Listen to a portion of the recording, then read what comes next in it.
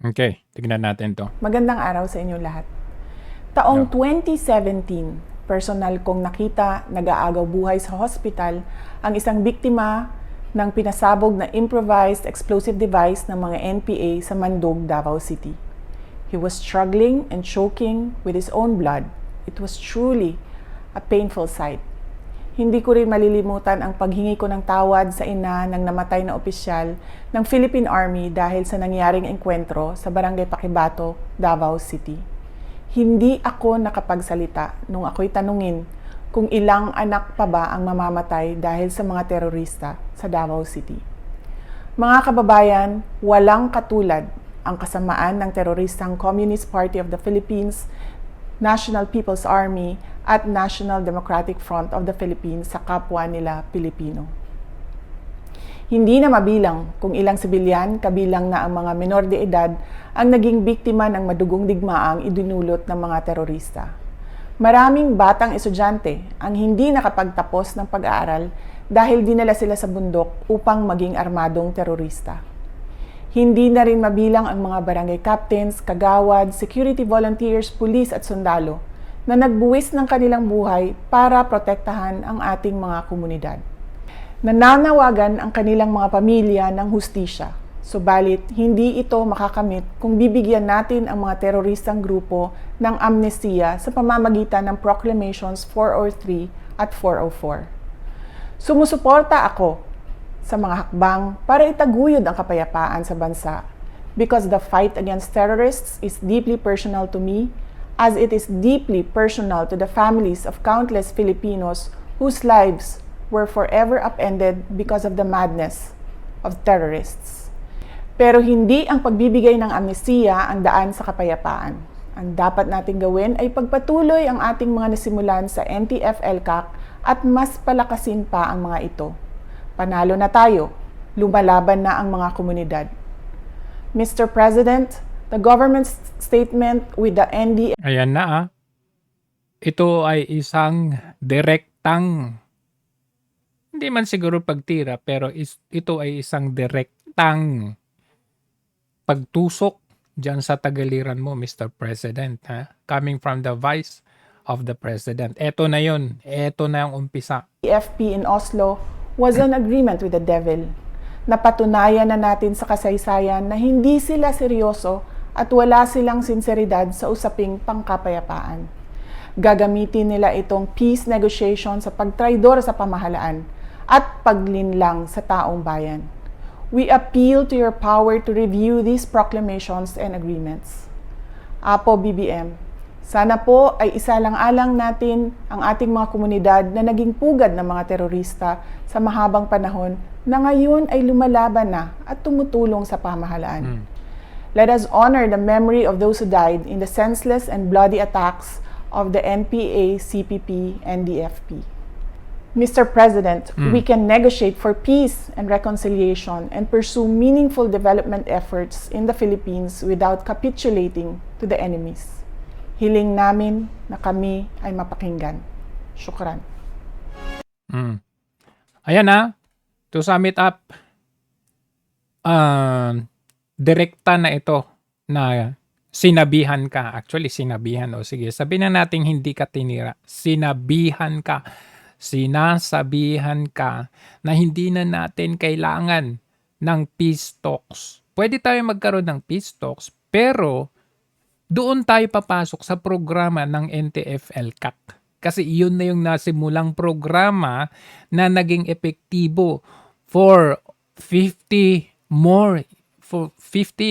more than 50 years na sinubukan ng gobyerno ang peace talks, pero lagi silang nagtatraidor. Yung pagpunta ng gobyerno sa Oslo, makipag-meeting, makipag-usap kanino? Kay Dilima? Isang dilema, alam naman natin na pag dilema ang pinag-uusapan natin. May bahid. Ya? Sino bang yan? Sino bang dilema yan? Hindi daw related kay Laila Dilima, pero dilema na naman. Ano ba naman yan? Di ba tayo nadadala sa isang dilema? Parang dilema na yan eh. Diba? Ibig sabihin nito is, wag naman nating putulin, yung naumpisahan natin, alam nating napaka-epektibo. Mismo yung mga sumusukong, mga rebelde, yung mga sumusuko na galing mismo diyan, yung mga armed na sumuko, sila ang nagsasabi. Sabi nung isang kabataan na sumuko, nung dininig sa Senado, sabi niya, nung unang narinig daw nila itong NTF-ELCAC, kung hindi seryoso ang gobyerno dito, wala ito. Isa lang itong band-aid kumbaga. Pero seryoso ang former administration. Anong nangyari? Marami ang nagtiwala at bumaba at bumalik sa gobyerno. Ngayon, anong ginagawa ninyo, ha? Ito po ay isang malinaw. Ito nga talagang pagtataksil sa bayan eh. Kitang-kita nga danas na natin na naging epektibo yung NTF-ELCAC natin. Binabawasan natin ng budget, tapos kayo gusto ninyo sa inyo mapunta sa travel expenses ninyo. Tapos yung NTF-ELCAC gusto ninyo parang itchapwera, ipapalit niyo yung peace talks. O ano nang mangyayari sa atin? Ang gagawin ng mga yan, kunwari peace talks, para yung huminang puwersa nila, idadaan nila sa peace talks. Tapos, dito sa underground nila, nagre-reestablish sila, palakas ng palakas dahil nagsibalikan na yung mga dilawan eh, 'di ba? So, babalik na naman sila sa mga universidad, sa mga paaralan, sa mga simbahan. At nandyan na nga sa gobyerno natin yung iba, sa ngalan ng party list. Oh, 'di ba balik na naman sila? 50 years tayong lumaban diyan, tapos ngayon basta-basta na lang silang papayagan na makababalik. Nakita ninyo itong bombing, yung MSU bombing na ito. Ayon sa balita ay meron itong kinalaman sa grupo ng mga maute o yung mga operations na nangyari in the past weeks na ito. Kaya parang nag-retaliate sila. Alam nyo, yung maute na yan, maaring yung nangyari itong MSU na bombing na ito, ay sila yung mga residue or remnants nung mauti na napuksa nung panahon ni FPRRD. Kumbaga nag-underground sila, kumbaga back to zero sila, nag-training ulit sila, nag-establish muli sila, nagplano muli sila.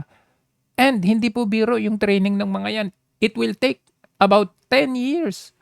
Kukuha sila ng mga bagong kabataan, na mga kapatiran dyan.